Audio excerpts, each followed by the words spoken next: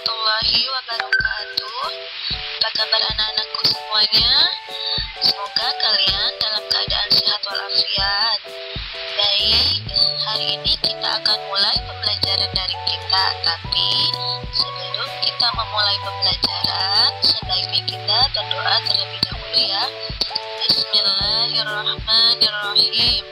Rabbi zidni ilman warzuqni fahman. Oke, hari ini kita akan belajar tentang tema 2, menyayangi tumbuhan dan hewan. Subtema 2, manfaat hewan bagi kehidupan manusia. Pembelajaran 3 dan 4.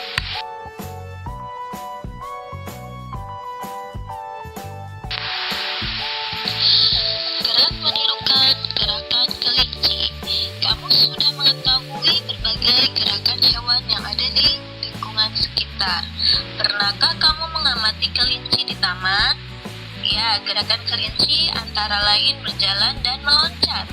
Kelinci bergerak dengan keempat kakinya. Perhatikan gerakan-gerakan kelinci berikut. Kalian dapat melihat pada buku pena halaman 135 ya anak-anak ya. Yang pertama, gerakan kelinci, yaitu kelinci diam, kedua tangan di atas kepala, posisi duduk jongkok. Kemudian, gerakan yang kedua yaitu gerak kelinci berdiri, kedua lutut agak ditekuk ya anak ya, kedua tangan di atas kepala. Itu gerakan yang kedua. Kemudian, gerakan yang ketiga, gerak kelinci melangkah, kedua kaki melangkah ke depan.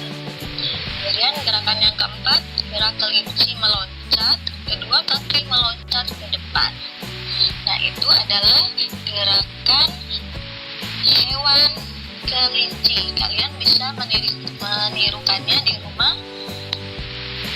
bersama kedua orang tua kalian ya.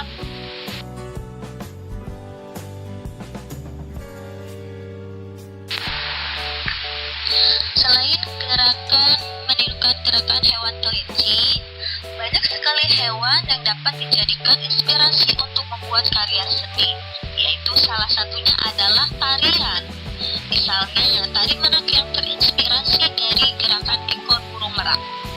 Masih banyak gerakan tarian yang berasal dari gerakan hewan. Misalnya, gerakan menirukan hewan seperti berikut. Kalian bisa melihat gambarnya pada buku tematik halaman 47 ya, sama gambarnya seperti yang ada di buku kalian. Yang pertama, gerakan yang pertama, tangan kanan diangkat, kaki kanan melangkah ke kanan 2 kali bergantian dengan tangan kiri. Itu gerakan yang pertama.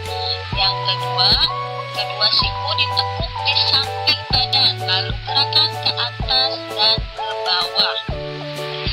Nah, selain gerakan hewan tersebut, ada lagi gerakan hewan ular, menirukan gerakan hewan ular. Seperti ada di buku tematik halaman 47. Kalian dapat menirukan gerakan-gerakan hewan tersebut di rumah. Bisa didampingi oleh orang tua kalian atau kalian sendiri. Tidak apa-apa ya nak ya, kalian dapat mencobanya di rumah.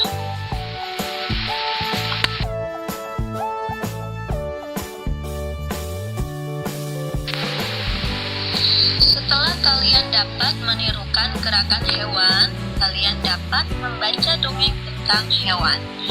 Ada berbagai jenis dongeng, salah satunya adalah fabel. Fabel adalah dongeng yang tokohnya adalah hewan.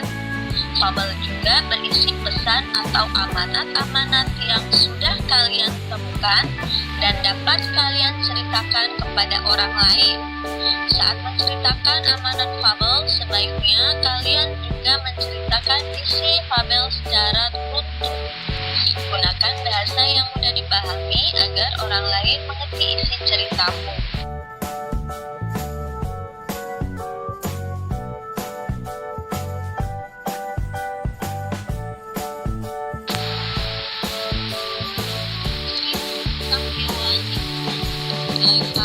Cerita dalam fabel biasanya mengandung pesan-pesan tentang kebaikan.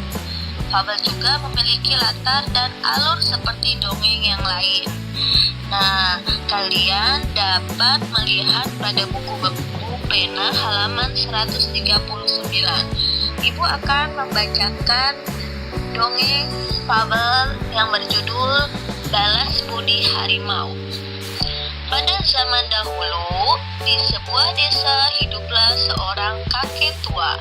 Setiap hari, sang kakek pergi ke ladangnya untuk bercocok tanam. Pada suatu hari, ia berkeliling kebunnya di pinggir hutan. Ia melihat seekor harimau betina yang lemah karena baru melahirkan. Anak harimau itu berteriak karena jatuh ke semak-semak. Kasihan sekali anak harimau dan induknya. Mereka berdua sudah tidak berdaya, kata kakek itu. Namun, sang kakek merasa ketakutan. Ia takut dijadikan mangsa jika menolong harimau itu.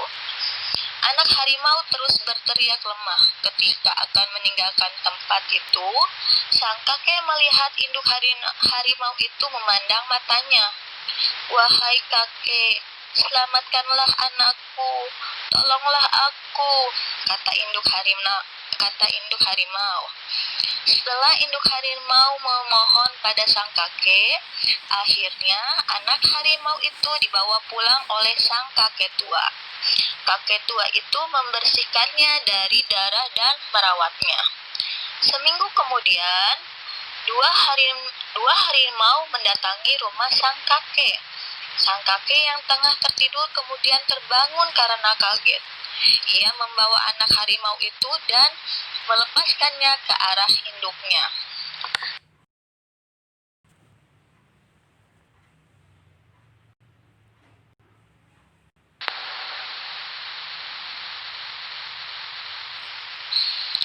Terima kasih atas bantuanmu, kakek. Kami tidak akan menyakitimu, kata induk harimau. Dua harimau itu pun pergi dengan meninggalkan banyak buah di depan rumah kakek tua itu. Sang kakek tersenyum karena mendapat banyak buah yang dibawa harimau itu. Harimau pun mengetahui bahwa ia harus bersikap baik terhadap orang yang menolongnya. Jadi, pesan yang terdapat pada dongeng fabel di atas adalah berbuatlah kebaikan pada siapa saja dan jangan pernah takut untuk menolong sesama, karena kebaikan akan dibalas dengan kebaikan. Seperti kakek tersebut yang ikhlas menolong induk harimau dan anaknya. Pada saat menolong seseorang, kita harus ikhlas dan tidak boleh meminta imbalan.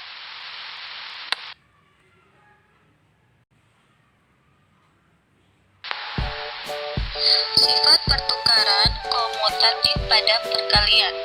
Kamu sudah mempelajari sifat pertukaran atau komutatif pada perkalian. Berdasarkan sifat pertukaran, hasil perkalian dua bilangan tetap sama, walaupun letak kedua bilangan tersebut ditukar. Perhatikan contoh berikut. Contoh yang pertama, ada dua baris balon. Setiap baris terdapat 3 balon. Jadi ada dua bilangan yang dijumlahkan, yaitu 3 ditambah 3 sama dengan 6. Atau kita tulis kalimat perkaliannya 2 dikali 3 sama dengan 6. Lalu kita lihat gambar yang di samping. Ada 3 baris balon. Setiap baris terdapat 2 balon. Jadi ada 3 bilangan yang dijumlahkan, yaitu 2 ditambah 2 sama dengan 6. Atau kita tulis dengan kalimat perkaliannya 3 dikali 2 sama dengan 6. Jadi 2 dikali 3 sama dengan 3 dikali 2, maka hasilnya akan sama, menjadi 6, walaupun ditukar posisinya, ya. Kemudian pada contoh yang kedua, ada 2 baris permen. Setiap baris terdapat 4 permen. Jadi ada dua bilangan yang dijumlahkan, yaitu 4 ditambah 4. Atau kalau kita tulis dengan kalimat perkaliannya, 2 dikali 4 sama dengan 8. Kemudian gambar yang di sampingnya ada 4 baris permen. Setiap baris terdapat 2 permen. Jadi ada 4 bilangan yang dijumlahkan, yaitu 2 ditambah 2 ditambah 2 ditambah 2. Kalimat matematika perkaliannya, 4 dikali 2 sama dengan 8. Kemudian kita lihat contoh yang ketiga.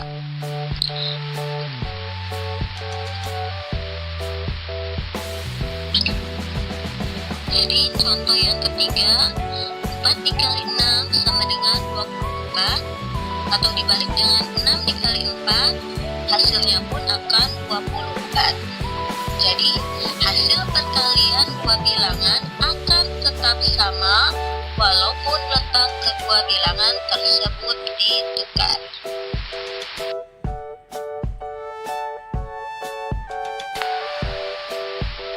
Sifat pertukaran menggunakan kubus satuan.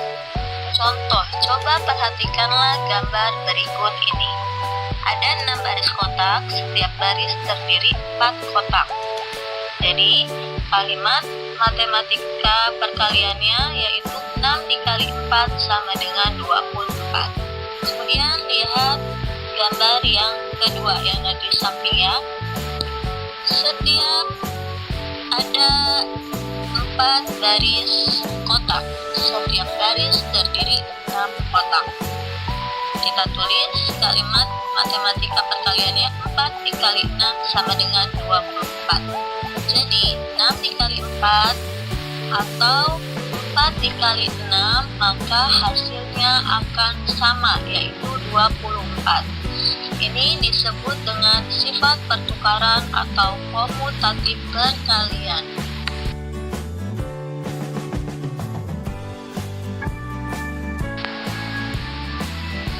Keberagaman sifat teman-teman di sekolah. Kamu sudah mempelajari keberagaman sifat dari setiap anggota keluarga di rumah. Selain di rumah, kamu juga dapat menemui keberagaman sifat dari teman-temanmu di sekolah. Ada teman yang sifatnya sama dan ada juga yang berbeda. Kita sebaiknya menerapkan sikap toleransi terhadap setiap perbedaan tersebut. Toleransi merupakan sikap menghargai setiap perbedaan yang ada. Dengan bertoleransi, suasana belajar di kelas akan menjadi nyaman dan menyenangkan. Proses belajar